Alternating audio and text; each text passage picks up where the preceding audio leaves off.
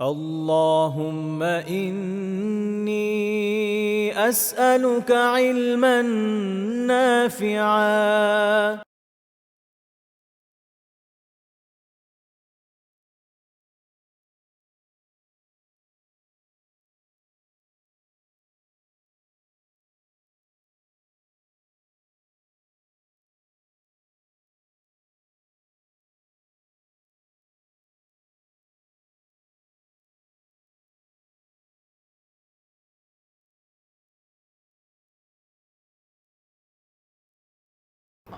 إن الحمد لله نحمده ونستعينه ونصلي على رسوله الكريم وعلى آله وصحبه أجمعين أما بعد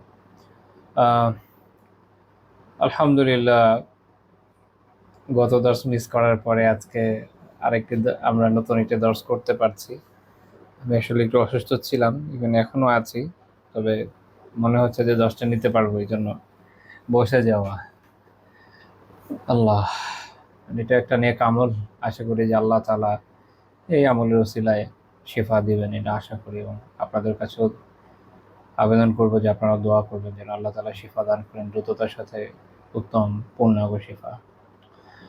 তো আমরা গতদিন আলোচনা করেছিলাম, মানে এই বিষয়ে সর্বশেষ দর যেটা আমাদের ছিল, সেদিন আমরা আলোচনা করেছিলাম ইসলামে সম্পদের যে গুরুত্ব সেটা নিয়ে। ওখানে এটাও বলেছি যে আসলে সকল বর্ণনা যা এই বিষয়ে এসছে সব তো আমরা ওখানে কভার করি নাই, এটা লক্ষ্য ছিল না, এটা ভূমিকা হিসেবে আলোচনা করা। মূলত আজকে থেকে যে আলোচনাটা চলবে এখানে আমরা যেই টপিক হিসাবে আলোচনা করব, শেখ মুনাজ্জিদ হাফেজাহুল্লাহ তাআলা ওনার কিতাবে যেভাবে আলোচনা করেছেন, এটাকে এভাবে বলা যায় যে যারা ধনী তাদের সাথে রাসূলুল্লাহ সাল্লাল্লাহু আলাইহি ওয়াসাল্লাম আচরণ কেমন ছিল এটা। তবে এই প্রসঙ্গে আমরা ইসলামের সম্পদের যে গুরুত্ব, এইটারও আসলে এই বিষয়ে অনেকগুলো রেওয়ায়াত করে ফেলবো ইনশাআল্লাহ তাআলা, আলোচনা করে ফেলবো। কাজেই ভূমিকার পরে পরবর্তী যে দর্শগুলো হচ্ছে বা হবে ইনশাআল্লাহ, এগুলো থেকেও আমরা এই বিষয়ে, অর্থাৎ ইসলাম সম্পদকে কেমন গুরুত্ব দিয়েছে ওই বিষয়ে আমরা গুরুত্বপূর্ণ দিক নির্দেশনা পাবো। সেই সাথে এটাও পাবো যে এটাকে কিভাবে সঠিকভাবে ব্যবহার করতে হয়, কারণ বিষয়টা শুধু এরকম না যে ধনীদের সাথে আচরণ, বিষয়টা একটা ব্যাপক। একটা হচ্ছে আল্লাহ রাসূল সাল্লাল্লাহু আলাইহি ওয়াসাল্লাম তাদের সাথে কেমন বিহেভ করেছেন সেটা একটা বিষয়, আরেকটা বিষয় হচ্ছে যে তাদেরকে তিনি তাদের যে ধন সম্পদ এগুলোকে কিভাবে ব্যবহার করতে শিখিয়েছেন। যেমন আমরা দেখেছি যে তিনি দরিদ্রদের সাথে কেমন বিহেভ করেছেন, আবার দরিদ্রদেরকে তিনি যে দিক নির্দেশনা দিয়েছেন যে কিভাবে জীবনযাপন করতে হয়, দারিদ্র্যের মধ্যেও কিভাবে সবর করতে হয়, কিভাবে আল্লাহ তাআলার কাছে সওয়াবের আশা রাখতে হয়, পরকালের পাথে অর্জন করতে হয়।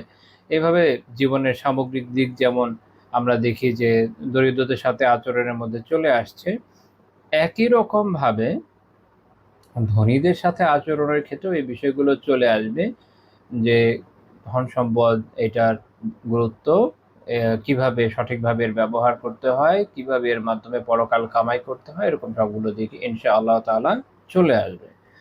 তো আমরা আজকে আলোচনা শুরু করি। প্রথম যে পয়েন্ট আমরা এই বিষয়ে বলবো সেটা হচ্ছে যে তিনি সাল্লাল্লাহু আলাইহি ওয়াসাল্লাম ইসলামের সেবায় যে সকল সাহাবীদের ধন সম্পদ ব্যয়ের বিশাল ভূমিকা ছিল, তিনি এটা স্বীকার করতেন এবং এটা সাক্ষ্যও দিয়েছেন, এবং এটা বিভিন্ন সাহাবীর ক্ষেত্রে প্রযোজ্য। আমরা অনেক সাহাবীর ব্যাপারে জানি যে আল্লাহ তাআলার মেহেরবানিতে তাদের যথেষ্ট সম্পদ ছিল এবং তারা আল্লাহ তাআলার সন্তুষ্টির জন্য দুই হাতে, বলা যায় যে দুই হাত খুলে ব্যয় করেছেন। এদের মধ্যে আবু বকর রাদিয়াল্লাহু তাআলা আনহু, উসমান, ওমর রাদিয়াল্লাহু তাআলা আনহু, আম তারপরে আব্দুর রহমান বিন আউফ রাদিয়াল্লাহু তাআলা আনহু মুহাজিরদের মধ্যে, এবং আনসারীদের মধ্যে আহ, আহ, আবু তলহা রাদিয়াল্লাহু তাআলা আনহু থেকে নিয়ে সাদ রাদিয়াল্লাহু তাআলা আনহু প্রত্যেকেই যথেষ্ট গুরুত্বপূর্ণ ভূমিকা পালন করেছে। তো আমরা এই জন্য সবার কথা দ্বারা উল্লেখ করতে পারবো না, এটা আমাদের পক্ষে সম্ভব না। আমরা শুধু কয়েকজনের কথা উল্লেখ করে যাব। যেমন অবশ্যই যার কথা কোনোভাবেই অ্যাভয়েড করা যায় না, তিনি হচ্ছেন এই উম্মতের সর্বোত্তম ব্যক্তি আবু বকর আস সিদ্দিক রাদিয়াল্লাহু তাআলা আনহু।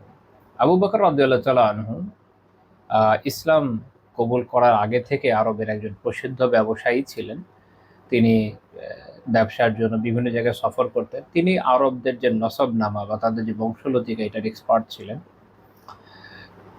যারা সিরাত পড়েছেন, বিশেষ করে একটু বড় ধরনের সিরাত, যেগুলো ছোট ছোট না, ছোট সিরাতে আসলে অত বিস্তারিত বর্ণনা আসে না, যেগুলো যারা বড় ধরনের সিরাতগুলো কখনো হলেও পড়েছেন, যেমন ইমাম ইবনু হিশাম রহমতুল্লাহ আলাইহির যে সিরা, ওটা তো বাংলা অনুবাদ বহুকাল আগেই করেছে ইসলামিক ফাউন্ডেশন। পরে রিসেন্ট সময় মনে হয় আরও কেউ কেউ করেছে, আল্লাহ আলাম, ওগুলো আমার দেখা হয়নি।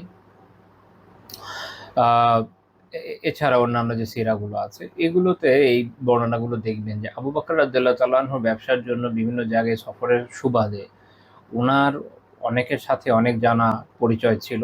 আর এই কারণে বিশেষ করে বিভিন্ন গোত্রের কাছে যখন হজের মৌসুমে বিভিন্ন গোত্রের কাছে যখন রাসূলুল্লাহ সাল্লাল্লাহু আলাইহি ওয়াসাল্লাম দাওয়া নিয়ে গিয়েছেন, সাথে আবু বকর রাদিয়াল্লাহু তাআলা আনহু ছিলেন। কারণ এক হচ্ছে তাকে প্রায় অধিকাংশই বড় বড় গোত্রের লোকজন চিনত, যেহেতু তিনি ব্যবসায়ী ছিলেন আর আরবের ব্যবসার জায়গাগুলো ফিক্সড ছিল।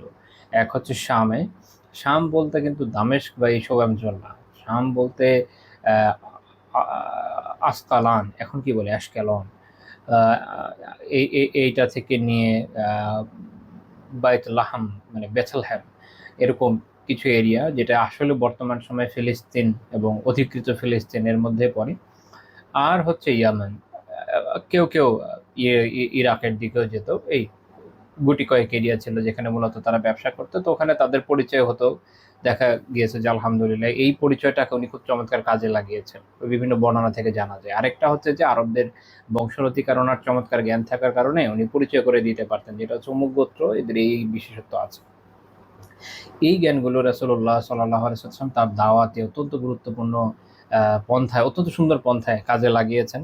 তো এটা বলতে গিয়ে, যদি এটা আমাদের প্রাসঙ্গিক না, কিন্তু এটা বলতে গিয়ে হঠাৎ মনে হলো যে দেখেন এটা কত গুরুত্বপূর্ণ একটা বিষয়। মানে বিভিন্ন জ্ঞান যেটা অনেক ক্ষেত্রে মনে হতে পারে তো দুনিয়াবী বিষয়, কিন্তু আসলে এগুলো আসলে দিনের কাজে অত্যন্ত ভালোভাবে কাজে লাগানো যেতে পারে যদি কারো নিয়ত কি হয়, খালেস হয় এবং সঠিক পন্থায় ব্যবহার করে। অনেকে অনেক সময় এরকম জিজ্ঞেস করেন যে অমুক সাবজেক্টে পড়ছেন, দেখেন কিছু কিছু সাবজেক্ট আছে যেগুলো আসলে এমনভাবে দিনের সাথে সাংঘর্ষিক, একজন ইমানদার মানুষ আসলে চাইলেও পড়ে উঠতে পারে না, তার ইমান সায় দেয় না।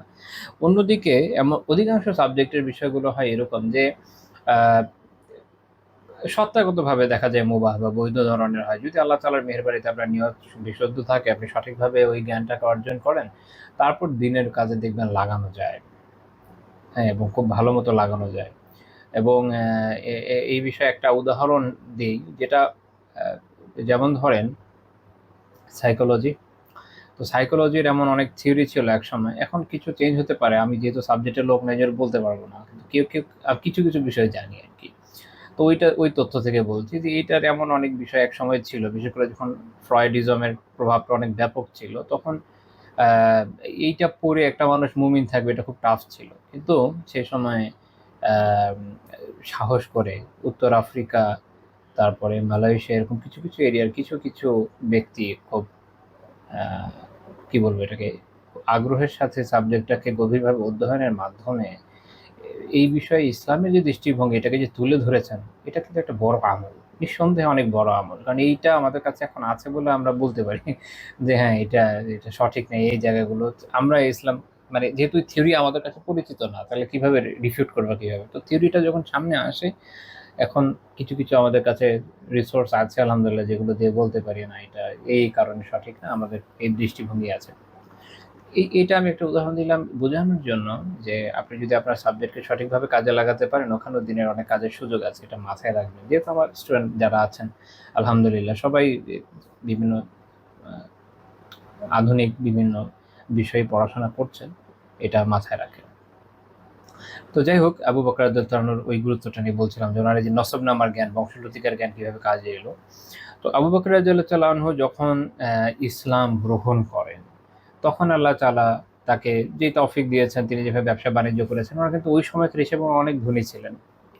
আহ, যারা সাহাবীদের জীবনী নিয়ে কিতাব রচনা করেছেন, যেমন ইমাম ইবনু আব্দুল বার, ইবনুল আসির, আহ, ইবনু হাজার রাহিমাহুল্লাহ, ওনারা প্রত্যেকে বেশ কিছু বর্ণনা উল্লেখ করেছেন। আমি যদি একটু ওইদিকে দৃষ্টি আকর্ষণ করি আপনাদের, যেমন আয়েশা রাদিয়াল্লাহু তাআলা আনহা তার পিতার ব্যাপারে বলছেন যে আনফাকা আবু বকর আলা নবী সাল্লাল্লাহু আলাইহি ওয়াসাল্লাম 40 আলাফা, আবু বকর রাদিয়াল্লাহু তাআলা আনহু নবী সাল্লাল্লাহু আলাইহি সাল্লামের জন্য 40,000 মুদ্রা, ওই সময়কার কত 40,000, কিন্তু জানাতনা ব্যাপার না। এখনকার সময়ে একটু চিন্তা হতে পারে 40,000 কত বেশি, 40,000 ওই সময়কার সময় অনেক।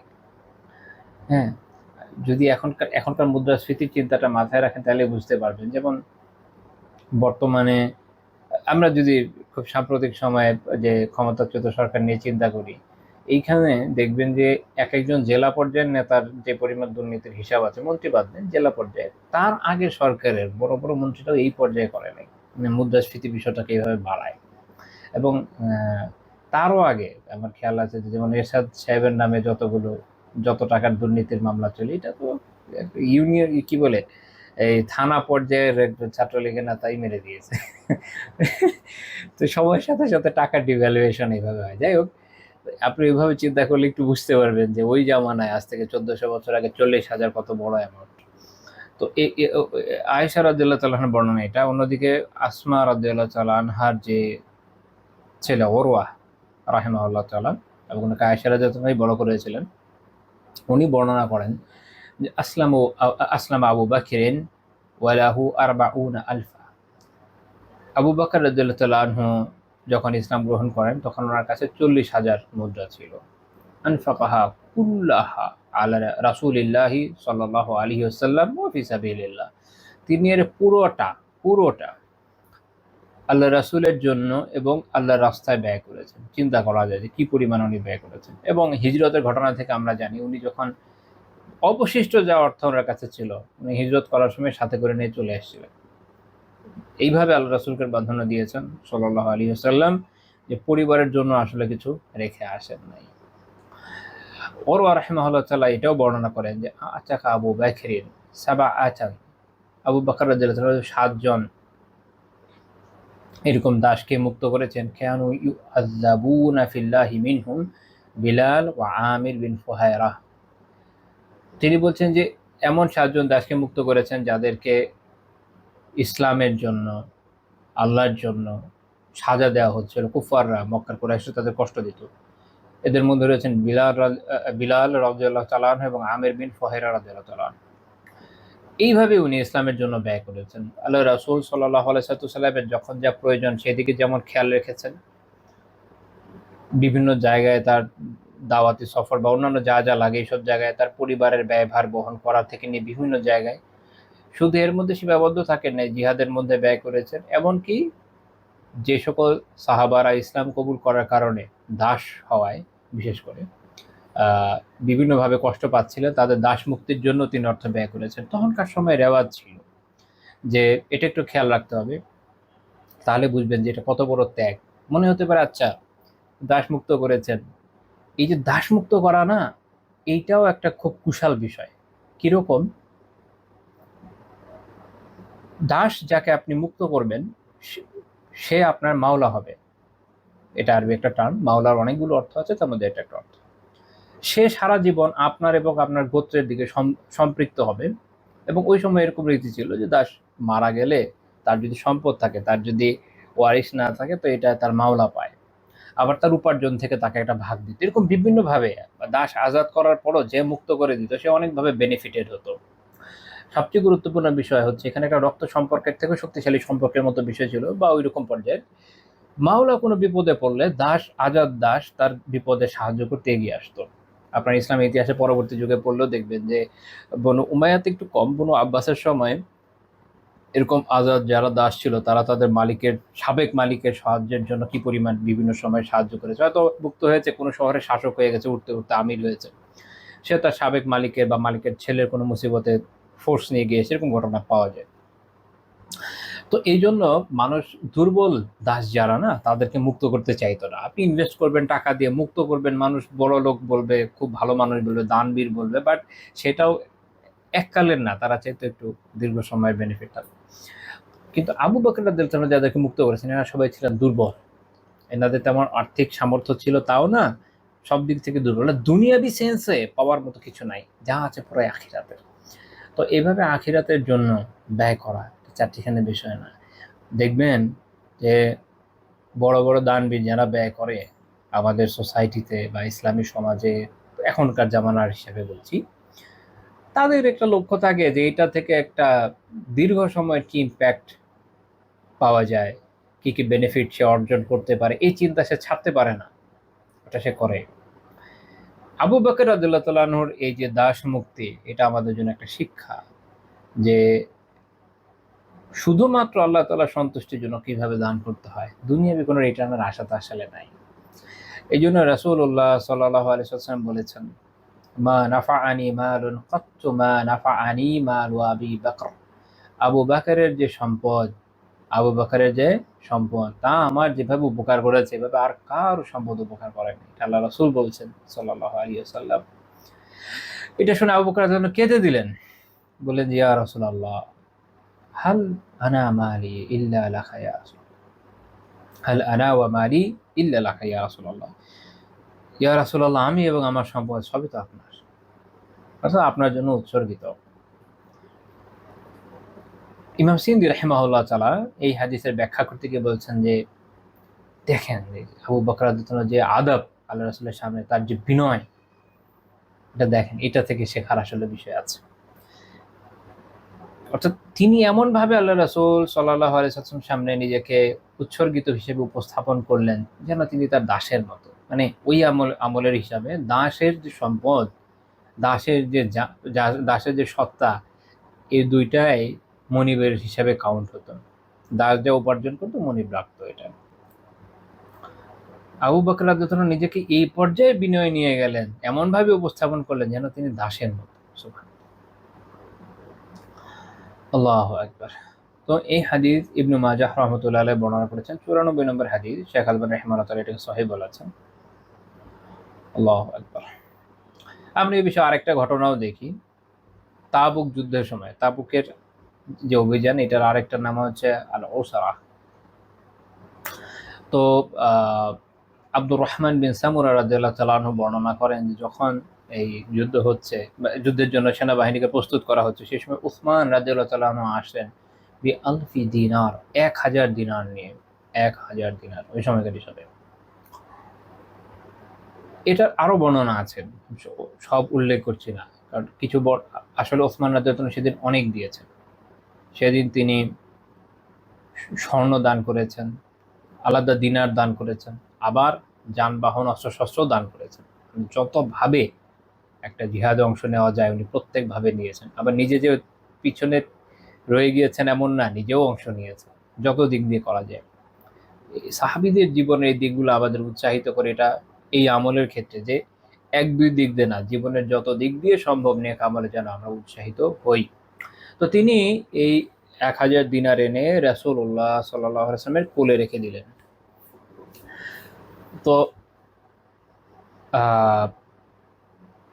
আব্দুর রহমান বিন সামুরা রাদিয়াল্লাহু তাআলা আনহু বলছেন যে আমি রাসূলুল্লাহ সাল্লাল্লাহু আলাইহি ওয়াসাল্লামকে দেখলাম যে তিনি দিনারগুলো নেড়ে চেড়ে দেখছেন, এবং তারপর তিনি এটা বলেন, মা দররা উসমান মা আমিলা বা'দাল ইয়াউমি মাররাতাইন। আজকের পর থেকে উসমান যাই আমল করুক এটা তার কোনো ক্ষতি করবে না। এটার অর্থ সম্পর্কে বলে আলী কারি রাহিমাহুল্লাহ বলছেন, অর্থ হচ্ছে লাম ইয়াদুররা উসমান আল্লাযী আমিলা আই মিনায যামবি সাবিকা ওয়া লাহিকা বাদা আমালিহি আল ইয়াউমা। আজকের আমলের পরে উসমান যে গুনাহ করুক, তা তার আগেরই হোক বা পরের হোক, তা তার আর কোনো ক্ষতি করবে না। অর্থাৎ একে তো তাকে, আমরা আশারে মুবাশশারার কথা জানি, 10 জনকে এক মজলিসে জান্নাতের সুসংবাদ দেওয়া হয়েছে। এরপরে উসমান রাদিয়াল্লাহু তাআলা আনহুর শাহাদাতের সুসংবাদ দেওয়া হয়েছে আরেক হাদিসে। এরপরে এই হাদিসে বলা হচ্ছে যে তার যদি গুনাহ করেও, আলহামদুলিল্লাহ সাহাবারা এগুলো থেকে দূরে ছিলেন, কিন্তু আল্লাহ রাসূল জানিয়ে দিচ্ছেন যে যদি করেও এটা তার কোনো ক্ষতি করবে না। এখান থেকে আমরা বুঝেছি একটা বিষয়, এক তো হচ্ছে যে আসলে আমাদের তো ওইভাবে জান্নাতের সুসংবাদ পাওয়ার সুযোগটা নাই। আমরা আমল করে যেতে পারি, পরকালের কি হবে তো আল্লাহ তাআলাই জানেন, কারণ এখন তো ওহী নাজিল হয় না। আমরা একটা জিনিস বুঝি এখান থেকে যে সম্পদের মাধ্যমে দ্বীনের খিদমতের গুরুত্ব কত বেশি। কেননা দেখেন, এই যে একটা বাহিনী প্রস্তুত হচ্ছে। আপনার তাবুক অভিযান সম্পর্কে যদি পড়েন জানবেন যে এই বাহিনীর জন্য আহ প্রয়োজনীয় রসদ জোগাড় কত গুরুত্বপূর্ণ। মানে যে কোনো সেনাবাহিনী রসদ ছাড়া, অস্ত্র ছাড়া যুদ্ধ তো আর করতে পারে না। সেই সময়ে এমন হয়েছিল যে এত দান খায়রাতের পরও বেশ কিছু সাহাবী ওনাদের এই সুযোগ হয় নাই যাওয়ার, কারণ ওনারা বাহন পান নাই, অস্ত্র পান নাই, কিভাবে যাবে এত বড় সফর না। পরে তারা কেঁদেছিলেন অনেক। হ্যাঁ, তারা তাদের নেক নিয়তের জন্য সওয়াবের অধিকারী হয়েছেন, যার বিভিন্ন রায় থেকে আমরা জানি, হাদিস থেকেই জানি। একদম রিয়াদুস সালেহিনের শুরুতেই, একদম শুরু অধ্যায় এই বিষয়ে হাদিস আছে, পড়ে দেখবেন ইনশাআল্লাহ তাআলা। এখান থেকে যেটা আমরা বুঝি সেটা হলো যে বড় বড় দিনে কাজের জন্য সম্পদের প্রয়োজন, কারণ এগুলো তার বায়বীয় ভাবে হয় না। যদি হতো, যদি বায়বীয় ভাবে কাজ হতো আল্লাহ রাসূলই করতেন সাল্লাল্লাহু আলাইহি ওয়াসাল্লাম। মানে এমন হতে পারতো না যে আল্লাহ রাসূল দোয়া করলেন, ইয়া আল্লাহ আমার সকল যা যা লাগে এই যুদ্ধের জন্য সব দিয়ে দেন, আসমান থেকে সব নাজিল হয়ে গেল, সৈন্য সহ নাজিল হয়ে গেল, যাওয়াই লাগলো না কোনো মানুষের, বিজয় হয়ে গেল। এত কিছুর দরকার নাই। মনে করেন যখন ইসলাম আসলো আর দোয়া করলেন সবাই মুসলিম হয়ে গেল, আসলে এভাবে তার চলে না। দুনিয়াকে আল্লাহ এভাবে বানান নাই। দুনিয়া হচ্ছে দারুল আসবাব, এখানে এটা হচ্ছে আসবাবের জায়গা। এইখানে প্রত্যেকের কাজের জায়গা আছে। যার কায়িক সামর্থ্য আছে তার কায়িক শ্রমের জায়গা আছে দিনের জন্য, যার আর্থিক সামর্থ্য আর্থিকভাবে সাহায্যের জায়গা আছে, যার মেধা দিয়েছেন আল্লাহ তাআলা তার মেধার ব্যবহারের জায়গা আছে। এই সব মিলে কমপ্লিটলি একটা দিন কাজ করে, দিন তার বিজয়ের পথে এগিয়ে যায়। তো এখানে কোনো এক দলের আলাদা সুপিরিয়রিটি আসলে ওইভাবে নাই, প্রত্যেকের প্রয়োজন। হ্যাঁ, কেউ মনে করলো যে একটা দেশ, একটা ইসলামী রাষ্ট্র, এখানে আমাদের মাশাআল্লাহ শুধু ধনীদেরই কাজ আছে, গরিবদের নাই, তাহলে আসলে এটা তো পসিবল না। আবার ধনী গরিব সবার মাশাআল্লাহ অনেক গুরুত্ব, যারা আসকারি, যারা সেনা, এদের ইসলামী সেনা, তাদের প্রয়োজন নেই, তা তো আসলে হবে না। বা সব আছে মাশাআল্লাহ, কোনো আলিম নেই, তাহলেও হবে না। মনে রাখেন যে জীবনের প্রত্যেকটা দিকেরই কাজ আছে, ইসলাম কাউকে বেকার রাখে নাই। তো যাই হোক, এখান থেকে আমরা বুঝলাম যে দিনের জন্য খরচের গুরুত্বটা। আর এটাও আমরা দেখলাম যে রাসূলুল্লাহ সাল্লাল্লাহু আলাইহি ওয়াসাল্লাম কিন্তু তাদেরকে তাদের সুসংবাদ শোনাচ্ছেন। হ্যাঁ, এরকম না যে কেউ আল্লাহর রাস্তায় ব্যয় করলো আর আমরা নাশুকরি করলাম। অনেক সময় এরকম মানুষের মধ্যে প্রবণতা দেখা যায় যে তাদের কোনো দিনই কাজে মানুষ তার কষ্টের অর্জিত অর্থ এটা তো সে খেয়ে ফেলতে পারতো, সে ভোগ করতে পারতো, সে ট্যুরে যেতে পারতো, তাই না? কতভাবে নষ্ট করতে পারতো, মানুষ তো করে। তা না করে সে আল্লাহ তাআলার সন্তুষ্টির জন্য দিনের জন্য ব্যয় করছে। অনেক সময় দেখবেন কারো কারো এরকম হয় যে তারা এমন একটা ভাব করে যেন, হ্যাঁ,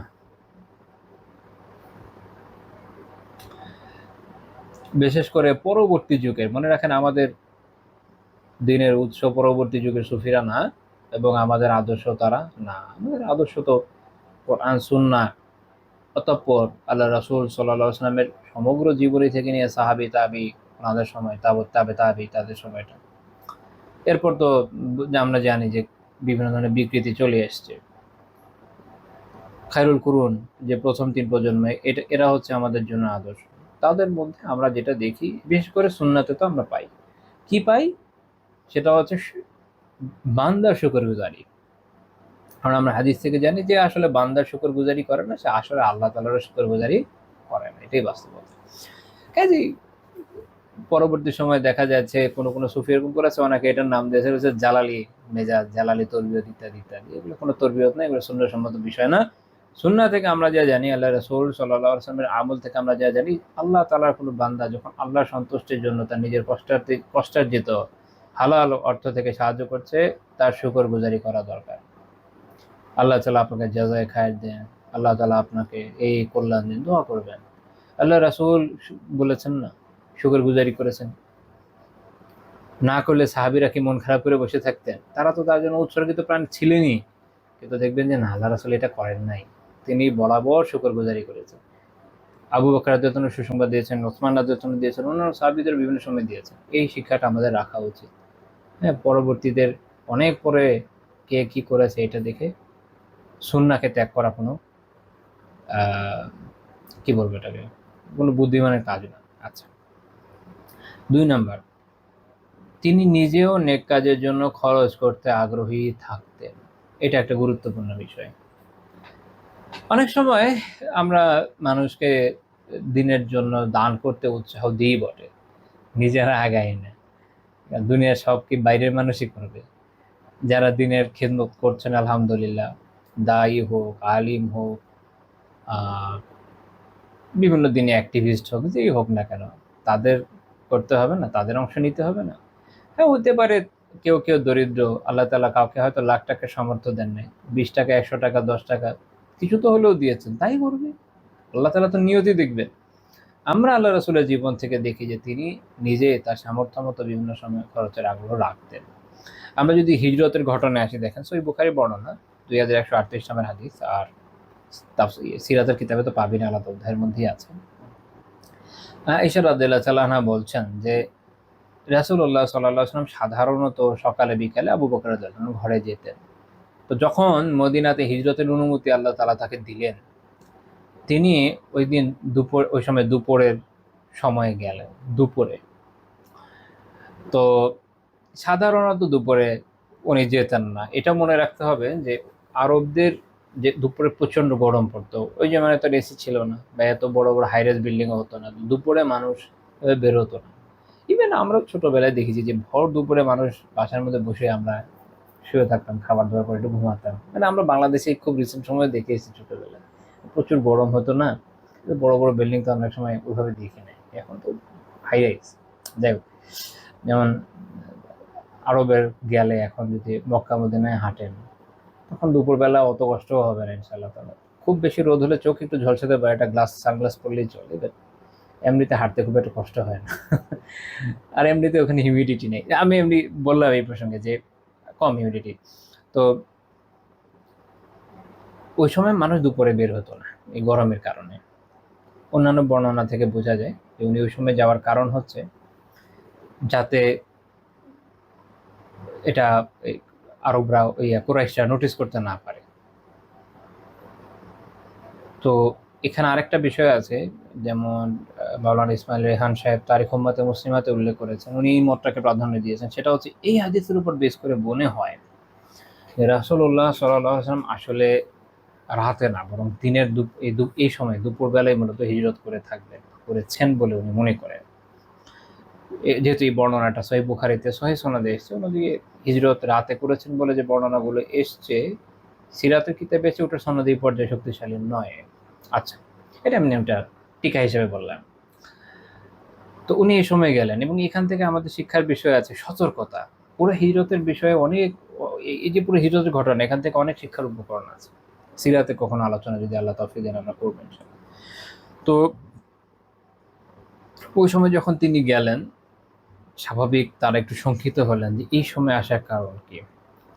তো আবু বকর রাদিয়াল্লাহু তাআলা আনহুর বর্ণনা সহিহ বুখারীতে নাই, এটা ইবনে হিশামে আছে, যে উনি বুঝলেন যে এই সময় যেহেতু এসে নিশ্চয়ই গুরুত্বপূর্ণ কোনো ব্যাপার। তো আল্লাহ রাসূল প্রবেশ করে প্রথমে আবু বকর রাদিয়াল্লাহু তাআলাকে বললেন, আখরিজ মান ইনদাক, তোমার কাছে যারা আছে এদেরকে সরিয়ে দাও।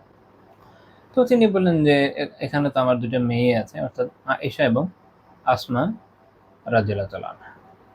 তো আল্লাহ রাসূল তাকে বললেন যে তুমি কি জানো যে আমি উযিনা লি ফিল খুরুজি, বের হওয়ার জন্য অর্থাৎ হিজরতের জন্য আমি অনুমতি প্রাপ্ত হয়েছি।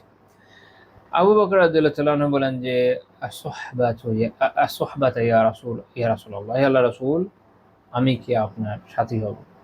তো আল্লাহ রাসূল যখন হ্যাঁ বললেন, তখন তিনি বললেন, আবু বকর রাদিয়াল্লাহু আনহু বললেন যে ইয়া রাসূলুল্লাহ, ইয়া আল্লাহর রাসূল, ইন্না ইনদি নাকাতাইনি আ'আদাতুহুমা লিল খুরুজ, আমার কাছে দুইটা উটনি আছে। এই দুইটা উটনি আমি এই হিজরতের জন্যই প্রস্তুত করে রেখেছিলাম।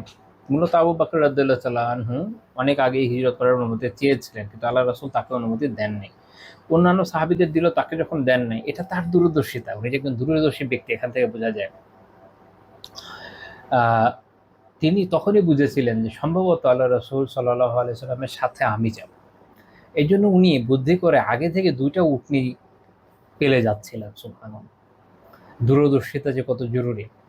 আবু বকর রাদিয়াল্লাহু তাআলা আনহুর পুরো জীবনে আপনারা শুধু এই জিনিসটা দেখবেন যে তার দূরদর্শিতা। এটা আল্লাহ রাসূল সাল্লাল্লাহু আলাইহি ওয়াসাল্লামের সাথে তার দাওয়াতি জীবনের সময় থেকে নিয়ে হিজরত, মদিনায় অবস্থান করা, পরবর্তীতে ওনার খিলাফা, পুরোটার মধ্যে দেখা যায়। আমরা অনেকে ওমর রাদিয়াল্লাহু তাআলা কিনা অনেক অবসেসড। আলহামদুলিল্লাহ, তিনি তো এরকম হওয়ার মতো ব্যক্তিত্বই। কিন্তু মনে রাখেন উম্মার সর্বোচ্চ ব্যক্তি আবু বকর রাদিয়াল্লাহু তাআলা আনহু, এবং আল্লাহ তাআলা তাকে এই পরিমাণ মর্যাদা দিয়েছেন, সেটা শুধু আল্লাহ রাসূল সাল্লাল্লাহু আলাইহি ওয়াসাল্লামের সবচেয়ে পুরাতন সাথী হওয়ার জন্য না। এই আল্লাহ তাআলা ওনাকে এত সুন্দর, সুন্দর গুণ দিয়েছিলেন যে এই উম্মার শ্রেষ্ঠ হওয়ার মতো ওনার মতো আসলে কেউ নাই। এটাই হলো বাস্তবতা। ওনার জীবন গভীরভাবে অধ্যয়ন জরুরি, যেন আমরা বুঝি যে সেখানে কত, কত শিক্ষার বিষয় রয়েছে, যেটা অন্য কারো ভিতরে আসলে ভাবে পাওয়া যায় না, উম্মার মধ্যে আরকি।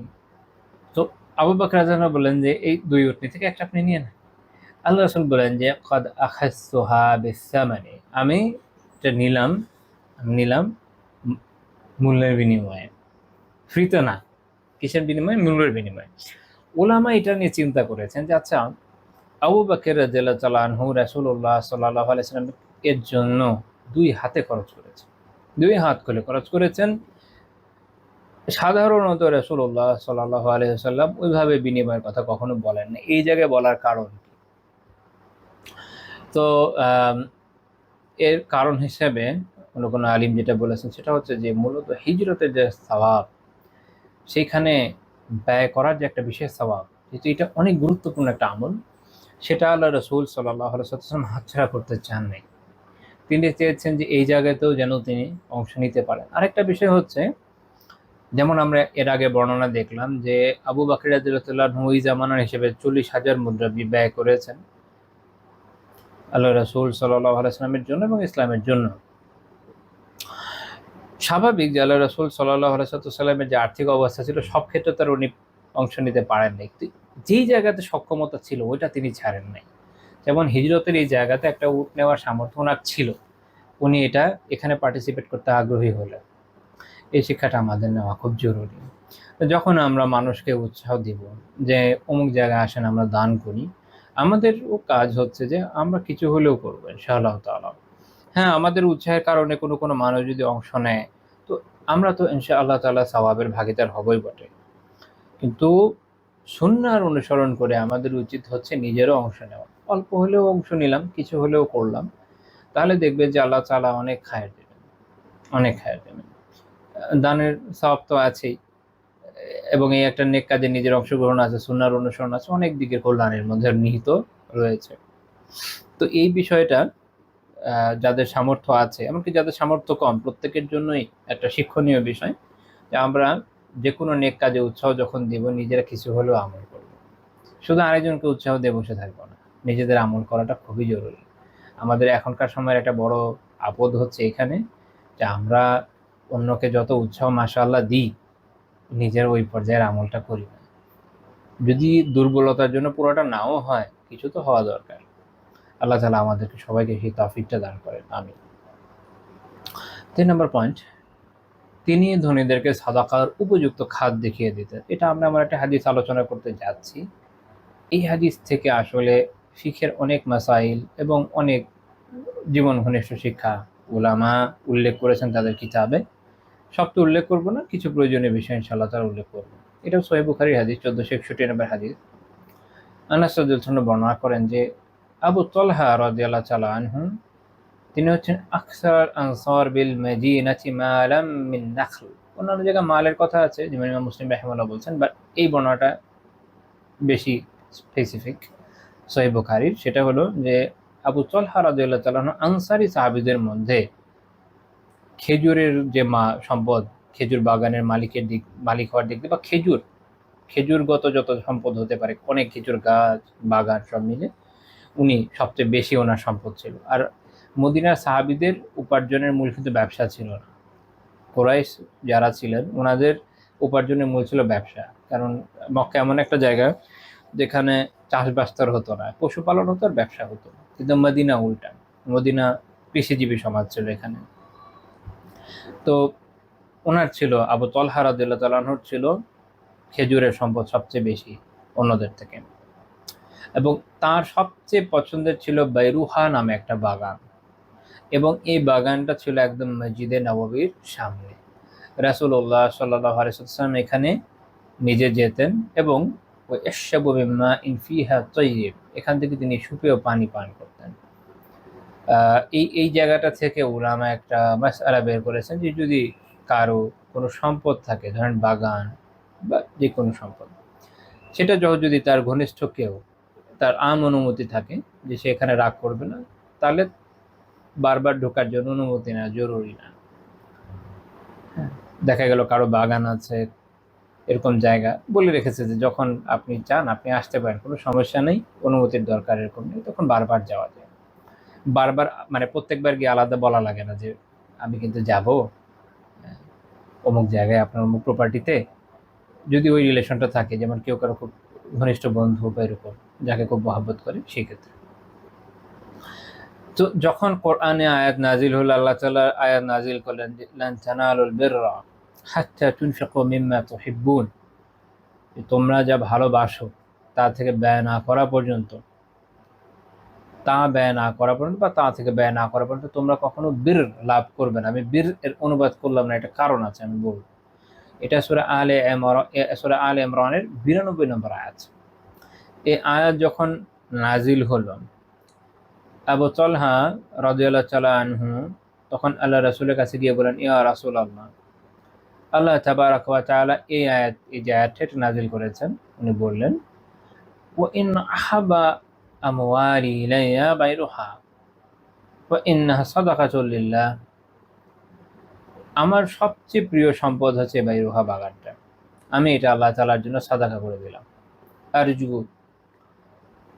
বিররাহা ওয়া যুখরাহা ইনদাল্লাহ, তিনি বললেন যে আমি এর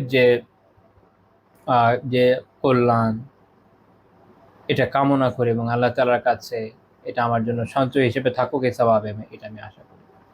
এবং তিনি আল্লাহ রাসূল সাল্লাল্লাহু আলাইহি ওয়াসাল্লামের হাওয়ালা করে বলেন যে ফাদআহা ইয়া রাসূলুল্লাহ হাইসু আরাকাল্লাহ, ইয়া রাসূলুল্লাহ, এটা আপনি যেখানে ভালো মনে করেন এখানে দান করেন। অর্থাৎ আল্লাহ রাসূল সাল্লাল্লাহু আলাইহি ওয়াসাল্লামকে ওয়াকিল নিযুক্ত করলেন। এখান থেকে বোঝা যায় যে কেউ তার নিজের সম্পদ অন্য কাউকে ওকিল নিযুক্ত করতে পারে। পাওয়ার অফ অ্যাটর্নি বলেন, এখন পাওয়ার অফ অ্যাটর্নি দিতে পারে।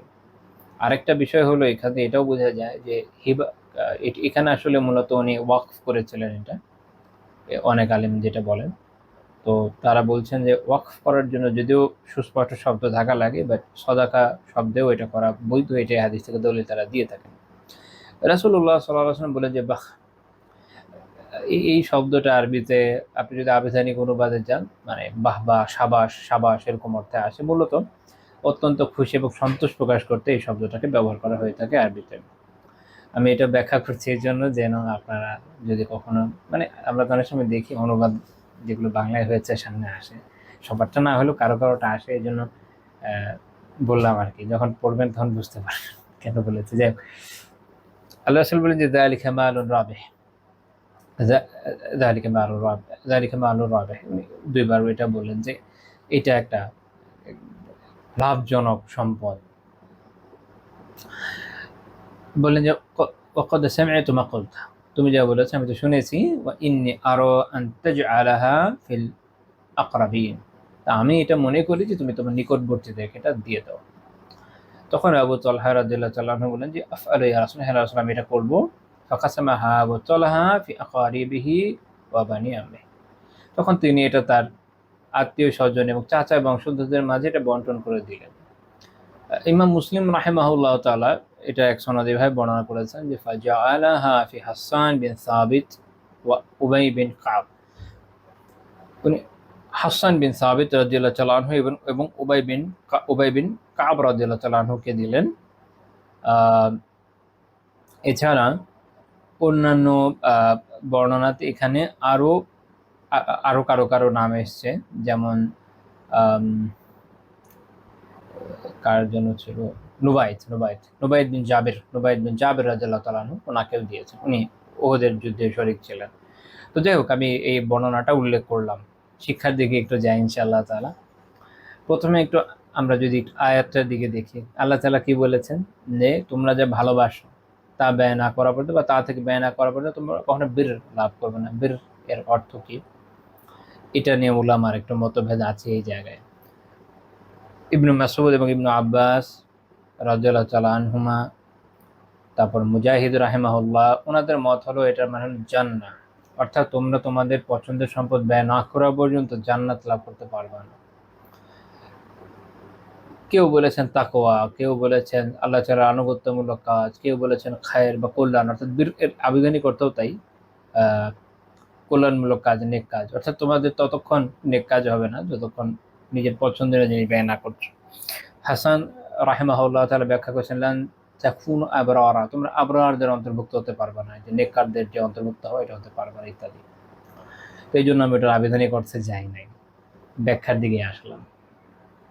তো তাফসিরুল মুয়াসসারে এটার ব্যাখ্যা করতে গিয়ে বলেছে এর মানে হচ্ছে লান তাদরাকুল জান্নাহ হাত্তা তাতাসাদ্দাকু মিম্মা তুহিব্বুন, তোমরা তোমাদের যে যা তোমরা ভালোবাসো প্রিয় সেখান থেকে ব্যয় না করা পর্যন্ত তোমরা আসলে জান্নাত পাবা না।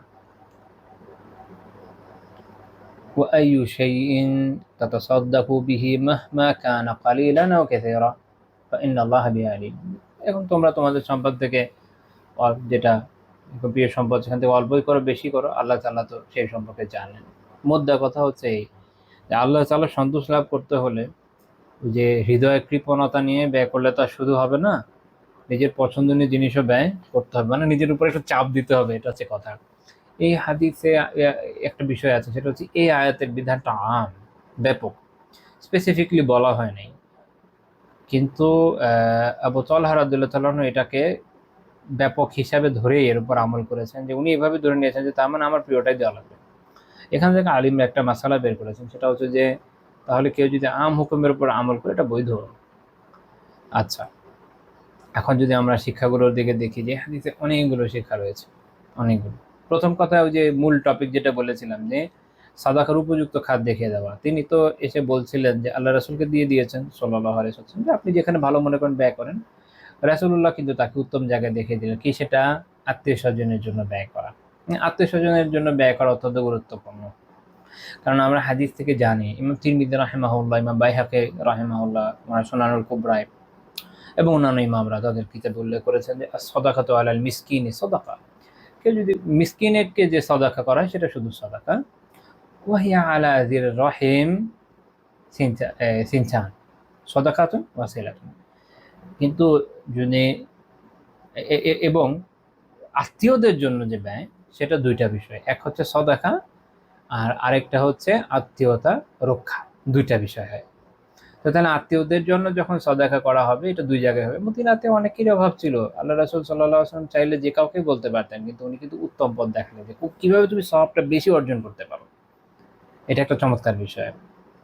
অনেক সময় আমরা আমাদের নিজস্ব স্বার্থের জন্য, আল্লাহ আলাম, বা বিভিন্ন কারণে হতে পারে, অন্তরের কথা আল্লাহ জানে, কি বিষয়ে কোনো বিষয় বললো যে এই বিষয়ে কি করা যায়, অধিকাংশ ক্ষেত্রে আমরা দেখি যেটা যে মানুষ তার নিজের রিলেটেড বিভিন্ন জায়গায় বলে দেয়, অমুক অমুক জায়গায় দেন বা এই করেন এই করেন। আসলে সুন্নাহ আমাদের শেখায় এটা যে সবচেয়ে উত্তম ওই লোকের জন্য যিনি দিচ্ছেন, আমার জন্য না, যিনি দিচ্ছেন তার জন্য কোনটা বেশি উত্তম হবে এই পথটা যেন দেখিয়ে দিই। আল্লাহ তাআলা আমাদের তৌফিক দেন। কারণ এইটা যখন একজন দায়ী, একজন আলিম যখন এই কাজটা করে, বা যে কোনো নাসিহাতকারী, যে কোনো মুমিন তার কাছে যখন কেউ পরামর্শ চায়, সে যখন এইভাবে উত্তম খাতটা দেখিয়ে দেয়, এইটা আসলে তার নিজের নফসের শুদ্ধির জন্য খুব দরকার। নিজের নফসের কার্পণ্য থেকে বাঁচার এটা বড় পথ। কিন্তু এই হাদিস ইমাম তিরমিজি রাহিমাহুল্লাহ উল্লেখ করেছেন, মাত্র যেটা বললাম 658 নম্বর হাদিস। শুআইব আহমদ রাহিমাহুল্লাহ তাআলা এটাকে সহিহ গাইরিয়ে বলেছেন। ইটসেলফ এই সনদটার মধ্যে দুর্বলতা আছে, কিন্তু সামগ্রিকভাবে হাদিসটা আসলে সহিহ। আচ্ছা, আগের হাদিস একটু ব্যাক করি আবার, যে শিক্ষাগুলো বলেছিলাম অনেক শিক্ষা আছে, এর মধ্যে একটা হচ্ছে, আমি একটা একটা করে বলি ইনশাআল্লাহ। একটা হচ্ছে যে এই হাদিস থেকে আমরা দেখি যে আজনবী যারা, শিক্ষাগুলো আমি যেগুলো কম বেশি বলবো শেখ মোহাম্মদ বিন আদম আল ইসিউবি রাহিমাহুল্লাহ চালাউন সহিহ মুসলিমের ব্যাখ্যায় উল্লেখ করেছেন। একটা শিক্ষা হচ্ছে এই যে অপরিচিত যারা আজনবী তাদেরকে দান করার থেকে নিকটবর্তী যারা আকারিব, যারা নিকটবর্তী আত্মীয় স্বজন, তাদেরকে সাদাকা করা বেশি উত্তম। একটা শর্ত আছে, ইজা খান ও মুহতাজিন, যদি তারা মুহতাজ হয়, যদি তারা মুখাপেক্ষী হয়। এমন হতে পারে যে তারা মুখাপেক্ষী নয়, সেক্ষেত্রে আলিমরা বলেন যে সেক্ষেত্রে যে বেশি মুখাপেক্ষী সে যদি দূরবর্তী হয় তাকে দেওয়াটা ভালো, কারণ মুখাপেক্ষিতারও তো একটা ব্যাপার আছে, তাই না? আমভাবে আত্মীয়দের মর্যাদাটা বেশি।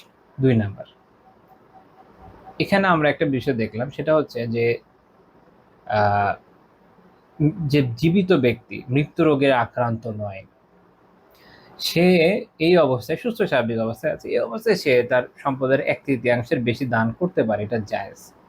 এমনিতে 1/3 বেশি যদি কেউ মৃত্যু রোগে থাকে, অর্থাৎ অত্যন্ত অসুস্থ, মারা যেতে পারে এই অবস্থা, তখন তার জন্য বৈধ হয় না। সাদ বিন আবি ওয়াক্কাস রাদিয়াল্লাহু তাআলা আনহু, আমরা এটা আগামী দিন ইনশাআল্লাহ আলোচনা করবো, এই হাদিসটাও আসবে। সাদ বিন আবি ওয়াক্কাস রাদিয়াল্লাহু তাআলা আনহু মক্কায় এসে একবার অত্যন্ত অসুস্থ হয়ে গেলেন, তখন তিনি চেয়েছিলেন পুরো সম্পদ দান করুন, আল্লাহ রাসূল করতে দেন নাই। সর্বশেষ উনি 1/3 রাজি হয়েছিলেন যে আচ্ছা আমি 1/3 দিই। তখন রাসূলুল্লাহ সাল্লাল্লাহু আলাইহি ওয়াসাল্লাম বলেছিলেন যে আস-সুলুসু কাসীর, 1/3 তো অনেক। তো ওখান থেকে বোঝা যায় 1/3 বেশি দেওয়া যায় না ওই অবস্থায়। কিন্তু সুস্থ স্বাভাবিক অবস্থায় একজন ব্যক্তি চাইলে তার সব সম্পদও আসলে কম বেশি দান করে দিতে পারে। বাকি পরিবার পরিজনের জন্য না রেখে একদম সব দিয়ে দেওয়াটা মোটেও উত্তম নয়, সেটা নিয়ে আমরা আগেও আলোচনা করেছি। কিন্তু সে একটা বড় অংশ দিতে পারে, এটার জন্য 1/3 কোনো বিধিবিধান নাই। কারণ এখানে যখন আবু তালহা রাদিয়াল্লাহু তাআলা এসে জিজ্ঞেস করলেন, বললেন যে আমি এটা দিয়ে দিতে চাই, এটা অবশ্যই অনেক সবচেয়ে দামি সম্পদ ছিল ওনার। রাসূলুল্লাহ সাল্লাল্লাহু আলাইহি ওয়াসাল্লাম কিন্তু জিজ্ঞেস করেন না যে তোমার সম্পদের কত অংশ, ওভাবে জিজ্ঞেস করেন। এই জন্য আলিম এই ব্যাপকতার উপর ভিত্তি করে এই মাসালা আসে। তারপরে আরেকটা বিষয় হচ্ছে যে যারা আত্মীয় আছে তাদের মধ্যে যারা একটু বেশি ক্লোজ তাদেরকে প্রাধান্য দেওয়ার কথাটাও এখান থেকে বোঝা যায়। এখানে একটা ইন্টারেস্টিং বিষয় আছে, সেটা হচ্ছে অনেক সময় আমরা মনে করি যে যারা আহলুল খায়র, যারা আলিম বা যারা নেককার দিনদার ভালো মানুষ, তাদের সম্পদের ভালোবাসা থাকা মনে হয় ভালো বিষয় না, এরকম অনেকে মনে করি। এখন এই হাদিসটার দিকে যদি আমরা দেখি, তো আবু তালহা রাদিয়াল্লাহু তাআলা আনহু তিনি এসে কি বললেন যে ওয়া ইন আহাব্বা আমওয়ালি, আমার সবচেয়ে প্রিয় সম্পদ, আহাব সবচেয়ে প্রিয়, সবচেয়ে ভালোবাসা। তো মনে রাখতে হবে তাহলে উনি তো আর কম মানুষ না, তাই না? সাহাবী ছিলেন, আমাদের থেকে কত উপরে, তারকার মতো ব্যাপার স্যাপার। তো এখান থেকে আলিমরা এই মাসালা বের করেছেন যে যারা নেককার আলিম, তাদের সম্পদের প্রতি ভালোবাসা থাকা, তাদের হুব্বুল মাল, তাদের দিকে এটাকে সম্পৃক্ত করা, এটা তাদের যে মর্যাদা এটার জন্য হানিকর না, বা এটা থাকাও তাদের জন্য ক্ষতিকর নয়। শর্ত কি, যেটাকে সঠিক জায়গায় ব্যয় করা। সূরা আদিয়াতে, এটা তো আপনারা কম বেশি জানেনই, 8 নম্বর আয়াতে আল্লাহ তাআলা কি বলেছেন, ওয়া ইন্নাহু লিহুব্বিল খাইরি লাশাদীদ। এখানে কি বলা হয়েছে যে সম্পদের জন্য তার যে ভালোবাসা এটা শাদীদ, প্রচন্ড। এখানে যে আল খায়ের, এটার সবাই একমত, এটার মানে হচ্ছে মাল, সম্পদ। নিশ্চয়ই সে সম্পদের ভালোবাসা অত্যন্ত তীব্র, তাই না? এখান থেকে এই মাসালাটা বের হয়। আচ্ছা, মানে আমি স্পেসিফিকলি আনলাম এটা বোঝানোর জন্য যে সফিরা অনেক কথা বলে যেটা আসলে ওলামা ফোকাহা মুহাদ্দিসিনরা বলেন না, এটা মাথায় রাখা দরকার। হাদিসেও বিপরীত দলিলই পাওয়া যায়। আচ্ছা, এখানে আরেকটা বিষয় আমরা দেখলাম যে আবু তালহা রাদিয়াল্লাহু তাআলা আনহুর একটা বাগান ছিল, সেখানে তিনি আল্লাহ রাসূল সাল্লাল্লাহু আলাইহি ওয়াসাল্লামকে এই উন্মুক্ত অনুমতি দিয়ে রেখেছেন, রাসূল সেখানে যাচ্ছেন, যারা বেনিফিটেড হচ্ছেন। তাহলে বোঝা গেল যে কেউ যদি এরকম মানে বাগান সম্পদ থাকে, আল্লাহর রহমতে বাগান বানায়, দেয়াল ঘেরা বাগান, এটাকে বলে কি বলে হায়েত সহ, একদম পুরা দেয়াল টেয়াল সহ দেয়াল ঘেরা যে বাগান, এরকম বাগান অধিগ্রহণ করা এটাও বৈধ। সেখানে যারা আহলুল ফাদল ওয়াল ইলম, যারা জ্ঞানী গুণী ব্যক্তি আছে, তাদেরকে সেখানে প্রবেশ করানো, তাদের মেহমানদারি করা, তাদের ওখানে যাওয়া, ভ্রমণ করা, এটা বৈধ। শেখ ইসিবি রাহিমাহুল্লাহ তাআলা এরকমও বলছেন যে ওয়াকাদ ইয়াকুনু যালিকা মুস্তাহাব্বা ইয়াতারাত্তাবু আলাইহি আল-আজরু ইযা কাসাদা বিহি ইজমা আন-নাফস মিন তা'বিল ইবাদা ওয়া তানশীতিহা লিত-তাআহ। এটা ইভেন মুস্তাহাব হতে পারে, এই যে যাওয়াটা এটা মুস্তাহাবও হতে পারে, এবং এটার জন্য সওয়াবও পাওয়া যেতে পারে যদি এর উদ্দেশ্য হয় যে সেখানে ইবাদত থেকে ক্লান্ত হয়ে যাওয়ার পরে নিজের নফসকে সতেজ করা এবং নিজের যে নাশাদ উদ্যমকে এটা আপনি ফিরে আনবেন আল্লাহ তাআলা আনুগত্যের জন্য। অর্থাৎ আলহামদুলিল্লাহ আপনি নেক কাজ করেন, সালাত আদায় করেন, ভালো আমল করেন, ইলমের সাথে সম্পৃক্ত। মাঝে মাঝে মানুষের টায়ার্ডনেস চলে আসে, সেই সময় এরকম কোথাও গেলেন, আপনার পরিচিত কারো এরকম স্টেট থাকলে সেখানে গেলেন, বা ইভেন এটা থেকে একটু ব্যাপক নিজের উদ্যম ফিরিয়ে আনার জন্য, ক্লান্তি দূর করার জন্য সবুজের মাঝে গেলেন, সুন্দর কোনো জায়গা দেখলেন, আলহামদুলিল্লাহ, যেখানে যাওয়া বৈধ এরকম জায়গা, কোনো পাপের ইস্যু নেই, তো ইভেন এটা তখন মুস্তাহাব হতে পারে। ঠিক আছে, এটা মাথায় রাখা দরকার। আমরা তো অনেক সময় আবেগ দিয়ে চলি, শরিয়াতের আশা আবেগ দিয়ে চলে না, দলিল দিয়ে চলে। যাই হোক, এখানে আরেকটা আমরা দেখলাম, সেটা হচ্ছে জাওয়াজ আখতিল গানিয়্যি মিন সাদাকাতি তাতাওয়ু। ধনী ব্যক্তি নফল সাদাকা গ্রহণ করতে পারে। এটা নিয়ে আমি আগে আলোচনা করেছি, এটা আসলে অনেক দলিল, তার মধ্যে এটা একটা। তবে এটা কোনো মাসালা ছাড়া, চাওয়া ছাড়া তাকে নিতে হবে। কারণ হাসান রাদিয়াল্লাহু তাআলা আনহু এবং আরো যেসব সাহাবীদের উনি এখানে দিয়েছেন সম্পদ, ওনারা কিন্তু গরিব ছিলেন না। এই যে দেখেন, চিন্তা করেন, এই বাগান উনি দিয়ে দিচ্ছেন, ফুকারা মাসাকিনদের মধ্যে ব্যয় করছেন এরকম না, যাদের দিচ্ছেন তারা আলহামদুলিল্লাহ আল্লাহ তাআলা তাদেরও সম্পদ দিয়েছেন, এমন না তারা একদম গরিব। হাসান রাদিয়াল্লাহু তাআলা আনহু না, আবার অন্য যে সাহাবী যারা ছিলেন ওনারাও না, উবাই রাদিয়াল্লাহু তাআলা আনহু উনিও না। তো এই জন্য এই মাসালা এখানে এসছে যে তাহলে এটা দেওয়া বৈধ, তাই না? আমরা অনেক সময় মনে করি যে না, সবচেয়ে যারা মিসকিন তারই সবসময় দিতে হবে, এরকম না। খায়রের বিষয়টা অনেক ব্যাপক, অনেক সময় বিষয়টা আসলে সিচুয়েশন বেসড, এটা খেয়াল রাখতে হবে। তারপরের বিষয় হলো এটা যে সবসময় যে দেওয়ার ক্ষেত্রে অতি নিকট আত্মীয়কে দিতেই হবে এইরকমটা কিন্তু ওয়াজিব না। এটার দলিল এই হাদিস। কিভাবে দেখেন, এটা বুঝেন আগে। যাদেরকে তিনি দিয়েছেন তাদের মধ্যে যেমন হাসান রাদিয়াল্লাহু তাআলা আনহু ওনার খুব নিকটবর্তী ছিলেন। আচ্ছা, এখানে একটা পয়েন্ট, এখানে একটা মাসালা ছুটে গেছে আমার বলতে, সেটা হলো নিজের অতি দূরবর্তী কাউকেও দেওয়া বৈধ। কিরকম? মূলত আবু তালহা রাদিয়াল্লাহু তাআলা আনহুর যে খানদান, সেই খানদানে উবাই রাদিয়াল্লাহু তাআলা আনহু হুবহু উনার একদম সেম গোত্রের মধ্যে না, বনু হারামের না। এটা উনি, আমার যত খেলা হয়, 7 পুরুষ উপরে গিয়ে ওনাদের যে বংশলতিকা 7 পুরুষ উপরে গিয়ে এভাবে লেগে যায়, আরো উপরে গিয়ে। এটা সম্ভবত আপনার আমর বিন মালিক বলে এদেরকে। তো কাজেই উনি কিন্তু অনেক দূরবর্তী তাকেও দিচ্ছেন, আবার তুলনামূলক নিকটবর্তী তাকেও দিচ্ছেন। কাজে অতি দূরবর্তীকে দেওয়াও বৈধ বোঝা গেল। এবং এটা এখান থেকে এটাও বোঝা গেল এটা আবশ্যক না যে আপনার একদম খুব নিকটের জনকে দিতে হবে। কারণ হাসান রাদিয়াল্লাহু তাআলা আনহু ওনার তুলনামূলক নিকটবর্তী হলেও হাসান রাদিয়াল্লাহু তাআলা আনহুর ভাই বা অন্যদেরকে উনি আর দেননি। বাকি কাকে দিচ্ছেন?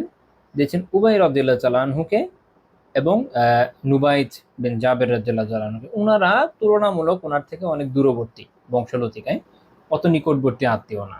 আত্মীয় বটে, আমরা তো এই পর্যায়ে 7 পুরুষ, আমি নিজে আমার 4 পুরুষ উপরে চিনি না, পর্দাদা পর্যন্ত জানি। ঠিক আছে, ওনারা এভাবে খেয়াল রাখতেন।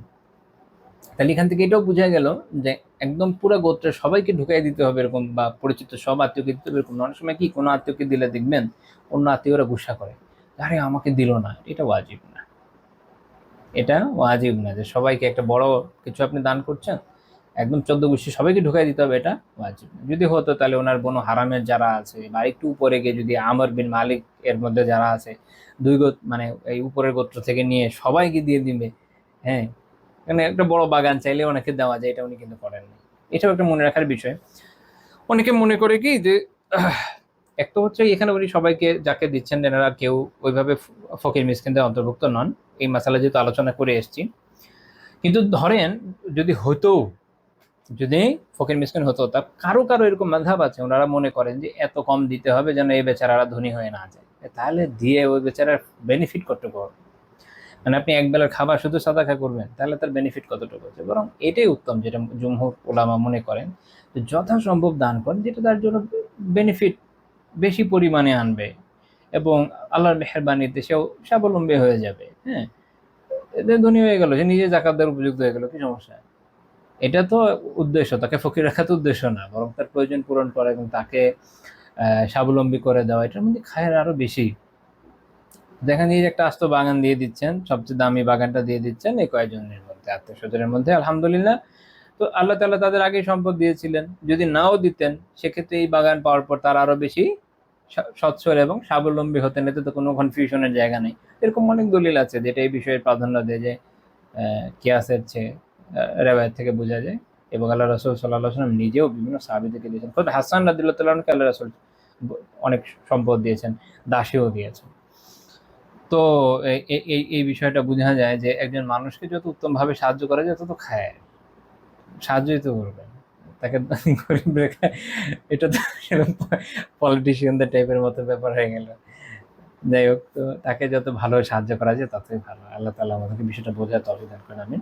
তো আজকে আমাদের আলোচনা এই পর্যন্তই থাকবে। আল্লাহ তাআলা বিষয়গুলো আমাদের বোঝার ও আমলের তৌফিক দান করেন এবং আমাদেরকে বেশি বেশি খায়রের সাথে যুক্ত থাকার তৌফিক দান করেন, আমাদের বেশি বেশি নেক আমলের তৌফিক দান করেন। আল্লাহ তাআলা তৌফিক দান করেন আমরা যেন আমাদের সামর্থ্য মতো দিনের কাজে এগিয়ে আসতে পারি, যথাসম্ভব যথাসম্ভব যার যতটুকু সামর্থ্য সেই অনুযায়ী। এবং আল্লাহ তাআলা যাকে যেখানে যতটুকু দিনের কাজে তৌফিক দিয়েছেন আমরা যেন তাদের যুক্ত হতে পারি। আল্লাহ তাআলা আমাদের আমলগুলোকে কবুল করে দেন, আমাদের নিয়তকে খালিস করে দেন তার জন্যই। আল্লাহ তাআলা কিয়ামতের দিন আমাদের আমলগুলোকে কবুল করে নেন, আমিন। কেননা তিনি যদি আমল কবুল না করেন তাহলে আমরা যত যাই করি না কেন সেটা আসলে আমাদের পক্ষে না, বরং আমাদের বিপক্ষে আসবে কিয়ামতের দিন। আল্লাহ তাআলা আমাদের বিষয়গুলো বোঝার তৌফিক দান করেন। সুবহানাকাল্লাহুম্মা বিহামদিকা লা ইলাহা ইল্লা আনতা আস্তাগফিরুকা ওয়া আতুবু ইলাইক।